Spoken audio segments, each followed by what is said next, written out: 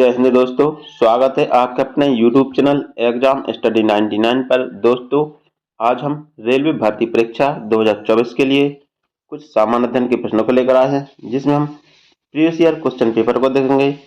दोस्तों, ये सभी प्रश्न आपकी परीक्षा लोको पायलट, टेक्नीशियन और RPF के लिए अति महत्वपूर्ण होंगे।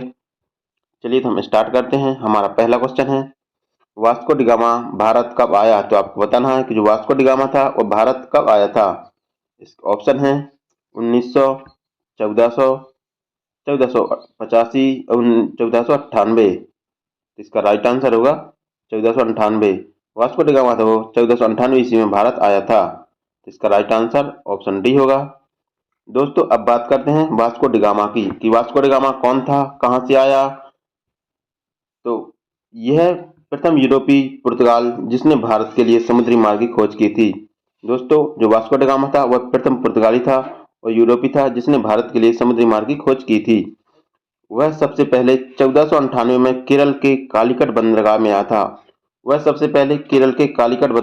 आया था।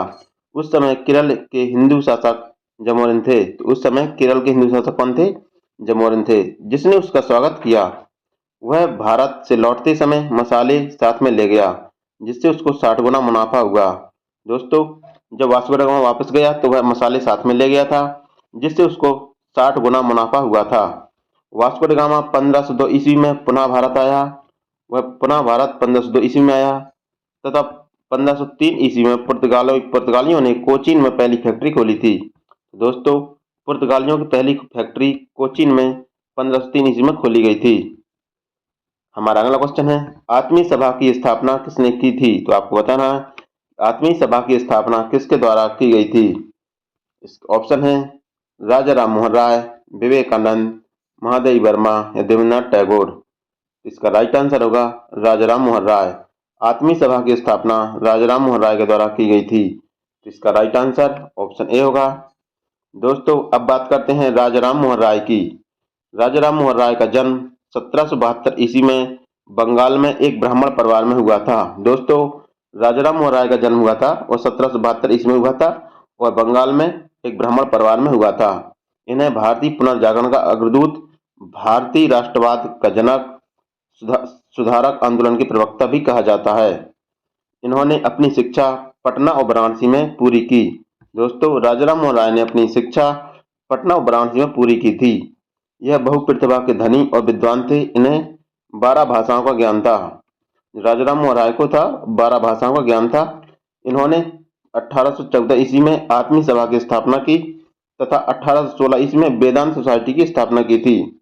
इन्होंने 20 अगस्त 1828 ईस्वी में ब्रह्म समाज की स्थापना की। राजा राम मोहन राय ने सती प्रथा, बहुविवाह, बाल विवाह, पर्दा प्रथा, छुआछूत और जाति प्रथा का विरोध किया। राजा राम मोहन राय ने सती प्रथा, बहुविवाह, बाल विवाह, पर्दा प्रथा, छुआछूत और जाति प्रथा का विरोध किया था। राजा राम मोहन राय को पत्रकारिता का अग्रदूत कहा जाता है। राजा राम मोहन राय को पत्रकारिता का अग्रदूत कहा जाता है। हमारा अगला क्वेश्चन है, निम्न में सबसे प्राचीनतम पर्वत श्रेणी कौन सी है? तो आपको बताना है कि सबसे प्राचीनतम पर्वत श्रेणी कौन सी है। ऑप्शन है अरावली, विंध्याचल, सतपुड़ा या मेघालय पहाड़ियां। इसका राइट आंसर होगा अरावली पर्वत। अरावली पर्वत श्रेणी है जो सबसे प्राचीनतम पर्वत श्रेणी है। इसका राइट आंसर ऑप्शन ए होगा। अब बात करते हैं अरावली पर्वत श्रेणी की। अरावली पर्वत श्रेणी विश्व की सबसे प्राचीनतम पर्वत श्रेणी है। जो अरावली पर्वत श्रेणी है और विश्व की सबसे प्राचीनतम पर्वत श्रेणी है। इसका विस्तार दिल्ली से पालमपुर गुजरात तक है। इसका विस्तार कहां तक है? दिल्ली से पालमपुर गुजरात तक इसका विस्तार है। अलवर राजस्थान में से हर्षनाथ की पहाड़ियां तथा उदयपुर में जरगा की पहाड़ियां कहते हैं।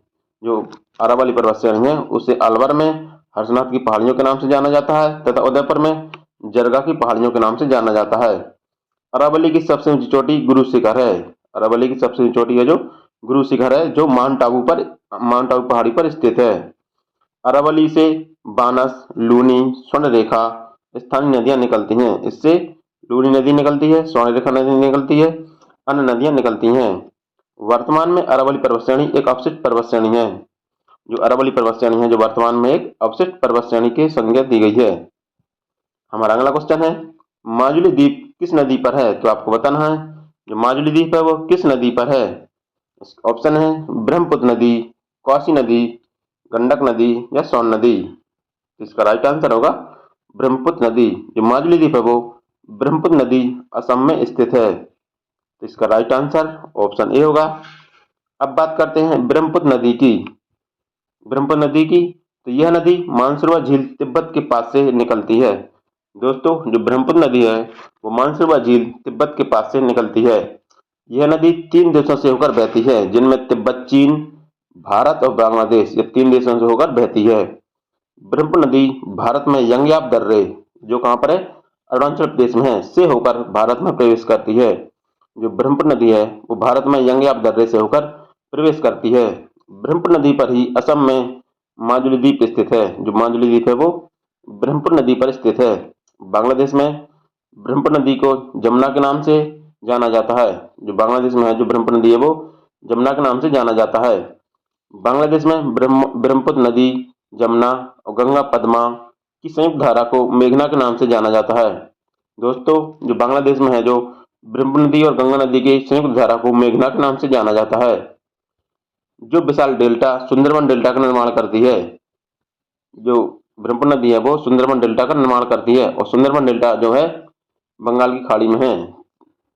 हमारा अगला क्वेश्चन है अरब सागर में गिरने वाली प्रायद्वीप भारत की सबसे लंबी नदी कौन सी है? तो आपको बताना है कि अरब सागर में गिरने वाली प्रायद्वीप भारत की सबसे लंबी नदी कौन सी है। इसके ऑप्शन है नर्मदा, लूनी, सोन या माही। इसका राइट आंसर होगा नर्मदा नदी। अरब सागर में गिरने वाली प्रायद्वीप भारत की सबसे लंबी नदी नर्मदा नदी है। तो इसका राइट आंसर ऑप्शन ए होगा। अब बात करते हैं नर्मदा नदी की। नर्मदा नदी की तो नर्मदा नदी, यह नदी मैकाल पर्वत की अमरकंटक चोटी से निकलती है। जो नर्मदा नदी है वो मैकाल पर्वत की अमरकंटक चोटी से निकलती है।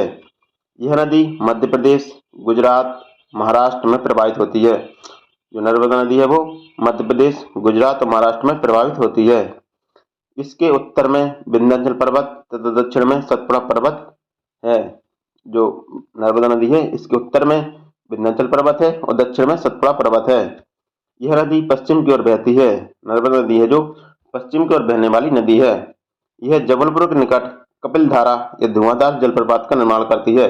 धुआंधार जलप्रपात है वो नर्मदा नदी पर स्थित है। यह नदी भड़ौच के निकट खम्बात की खाड़ी में गिर जाती है। जो नर्मदा नदी है जो भड़ौच के निकट जो खम्बात की खाड़ी में गिरती है। यह नदी डेल्टा का निर्माण नहीं करती है।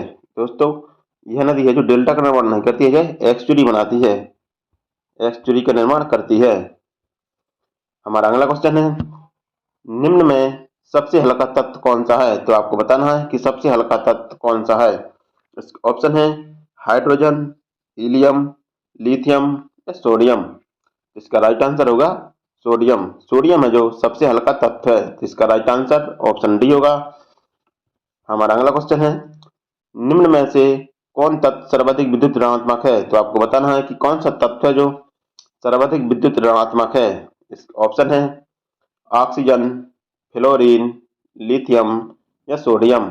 इसका राइट आंसर होगा सोडियम। सोडियम है जो सर्वाधिक विद्युत ऋणात्मक तत्व है। तो इसका राइट आंसर ऑप्शन डी होगा। हमारा अगला क्वेश्चन है पृथ्वी पर सबसे अधिक मात्रा में पाया जाने वाला धातु तत्व है। तो आपको बताना है कि पृथ्वी पर सबसे अधिक मात्रा में पाया जाने वाला धात्विक तत्व कौन सा है। ऑप्शन है लोहा, एल्युमिनियम, कैल्शियम या सोडियम। इसका राइट आंसर होगा लोहा। लोहा है जो पृथ्वी पर सर्वाधिक मात्रा में पाया जाने वाला धातु तत्व है। इसका राइट आंसर ऑप्शन ए होगा। हमारा अगला क्वेश्चन है धोने के सोडे का रासायनिक नाम क्या है? तो आपको बताना है कि धोने के सोडे का रासायनिक नाम क्या है। ऑप्शन है निर्जल sodium carbonate, sodium hydroxide, sodium bicarbonate या हाइड्रेट सोडियम कार्बोनेट। इसका राइट आंसर होगा हाइड्रेट सोडियम कार्बोनेट। धोने के सोडे का रासायनिक नाम हाइड्रेट सोडियम कार्बोनेट है। इसका राइट आंसर ऑप्शन डी होगा। हमारा अगला क्वेश्चन है निम्न में से कौन सी मिश्र धातु नहीं है? तो आपको बताना है कि कौन सी है जो मिश्र धातु नहीं है। ऑप्शन है स्टील, पीतल, ब्रॉन्ज या तांबा। इसका राइट आंसर होगा तांबा। तांबा जो एक मिश्र धातु नहीं है, तो इसका राइट आंसर ऑप्शन डी होगा।